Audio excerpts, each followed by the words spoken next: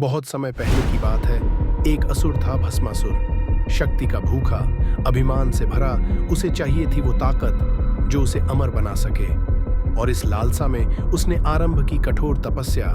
उसकी कठोर साधना से प्रसन्न होकर स्वयं महादेव प्रकट हुए। बोले, वर मांगो वत्स। भस्मासुर ने छल से मांगा एक ऐसा वरदान कि जिसके सिर पर वह हाथ रखे वह तुरंत भस्म हो जाए।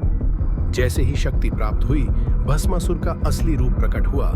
उसने सोचा, क्यों न मैं ही इस सृष्टि का सबसे शक्तिशाली बन जाऊं। और वह शिवजी की ओर बढ़ने लगा, अपने हाथ उठाए उन्हें भस्म करने के लिए।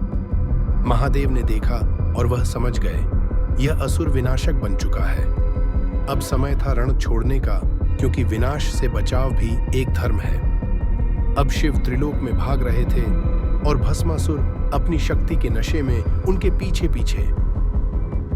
महादेव संकट में थे और तब पहुंचे भगवान विष्णु, जिन्हें सृष्टि के संतुलन का ज्ञाता कहा जाता है। उन्होंने लिया मोहिनी का रूप, एक ऐसी नारी का जिसकी सुंदरता देखकर स्वयं देवता भी मोहित हो जाए। भस्मासुर, जो अब तक केवल शक्ति का दास था, मोहिनी को देखते ही सब भूल गया। और मोहिनी ने उसे एक चुनौती दी, यदि तुम सच में शक्तिशाली हो तो मुझसे नृत्य में मुकाबला करो। चांदनी रात में महलों के आंगन में एक नृत्य प्रारंभ हुआ। मोहिनी ने अपने सुंदर हाथों से मोहक मुद्राएं बनाई और भस्मासुर नशे में चूर उनकी हर हरकत को दोहराने लगा। धीरे धीरे नृत्य की गति बढ़ने लगी और अंत में मोहिनी ने किया एक अंतिम नर्तन, अपने ही सिर पर हाथ रखकर। भस्मासुर अपनी ही शक्ति के अहंकार में डूबा। उसने भी वही किया। उसने अपने सिर पर हाथ रखा और उसी क्षण वह जलकर भस्म हो गया। जो शक्ति पर अभिमान करता है उसका यही अंजाम होता है। महादेव ने उसे वरदान दिया था, पर उसकी मूर्खता ने उसे ही मिटा दिया।